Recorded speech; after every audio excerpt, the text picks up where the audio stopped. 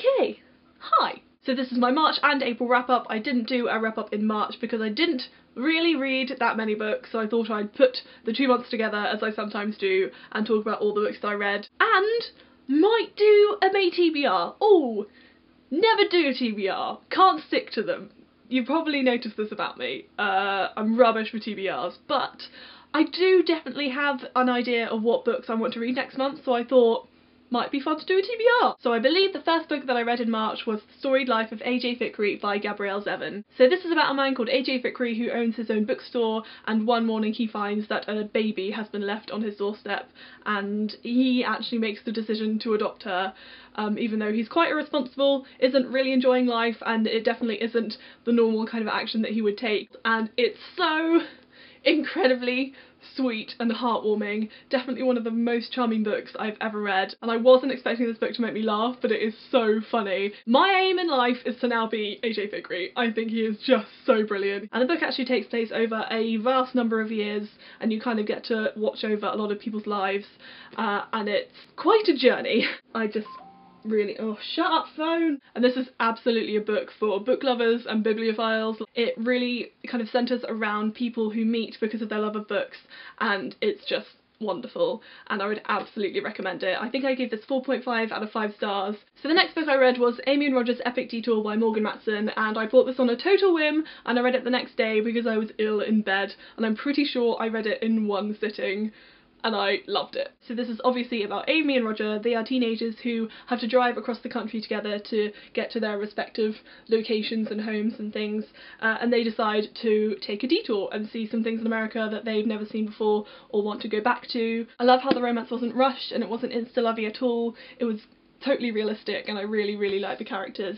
The only thing that slightly bothered me was that both of them are going through their own personal issues, and they're working through a lot of things. Especially Amy had been through a really big trauma and had a lot to kind of work through, and it was all kind of conveniently wrapped up by the end, and she was completely fine, and I was like, if this was real life, you would not be able to get over that quickly and that conveniently just from having a road trip. I thought that was all a bit too prettily finished off, and I didn't really find it believable.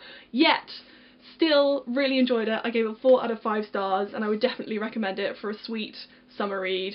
Super cute! So next I read Simon vs. the Homo Sapiens Agenda by Becky Albertalli, and I actually did a full review of this book, so if you would like to go and watch that, then you can by clicking right here on the book. So if you did watch that review, then you would have seen that I really enjoyed it. This is about a boy called Simon who's in high school. He's gay and he's in the closet. He hasn't yet come out to anyone, and he's talking online with a guy called Blue, and Blue has kept his identity hidden, but he goes to Simon's high school, so it's kind of like the mystery of who Blue is and whether or not they'll actually get to meet and have a relationship with each other, and it's so incredibly cute. Simon is such a great protagonist. His voice carried the story so perfectly. He was hilarious, he was sweet, I just loved him so much, and I really love this book. I gave it 4 out of 5 stars, and I would certainly recommend it. So next up is The Indigo Spell by Richelle Mead. This is the 3rd book in the Bloodline series, so I won't go into the plot of this book because obviously it's a sequel and I don't want to spoil it,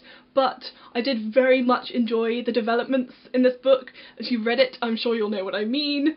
I really liked what happened. So I gave this one 4 out of 5 stars. It's still not a 5-star series for me. It's just a nod up there. I really like the characters, but I'm not in love with them. I'm not completely invested in them.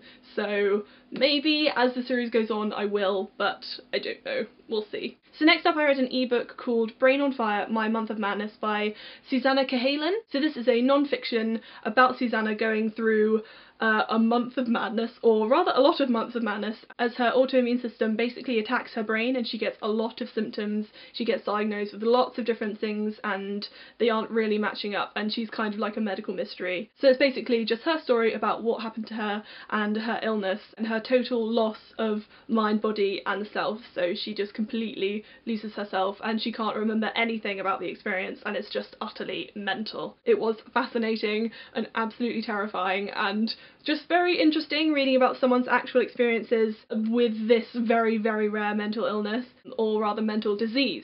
Oh god. The brain is crazy. Brains are so weird, but there is a lot of science in it. There's a lot of scientific jargon and a lot of psychology and that kind of thing. She goes very heavily into what is actually going on in her brain. So overall I gave this 3.5 out of 5 stars. I really enjoyed it. I found it incredibly interesting, but I would have liked to hear a little bit more about her recovery and her kind of finding herself again, because she is fully recovered now. So the last book that I read was Sane by Ruby Wax. My mum actually bought this for me, and if you didn't already know, I don't know if I mentioned it on Twitter, I do have anxiety. So again, this is non-fiction, and Ruby Wax tackles why so many people suffer with mental illnesses and what exactly is going on in our brains as these mental illnesses kind of take hold and actually have an effect on us and our lives. So for example, with anxiety, critical voices is a very prominent kind of symptom, I guess. And this is really helpful for that. It kind of almost gives you an answer as to why that's happening and what your brain is doing when it's constantly criticising itself, which I found really helpful and really interesting. But it gave me a lot of answers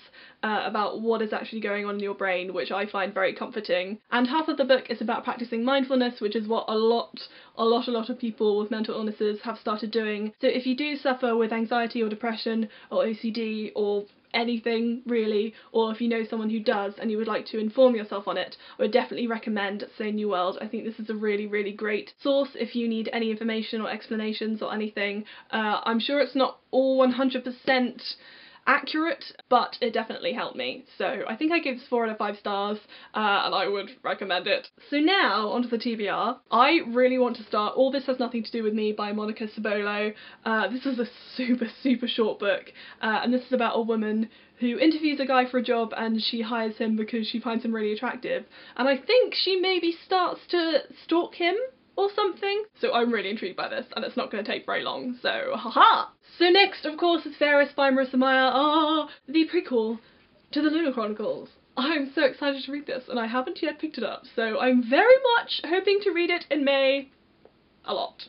I'm really excited. So the last book in my TBR I actually just opened this morning, and it is An Ember in the Ashes by Sabaa Tahir. I'm so sorry if I'm not pronouncing that right. So this is a really big, hyped new release that is of course being made into a film, and it is a YA fantasy that is set in a world that is inspired by ancient Rome.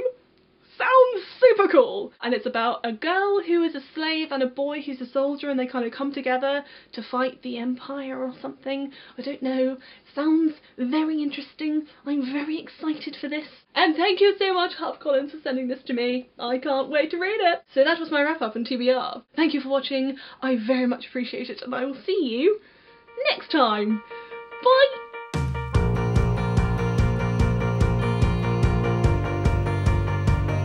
Next, I read Amy and Roger. Nope, that's not what it's called. I can't talk today! I'm not drunk.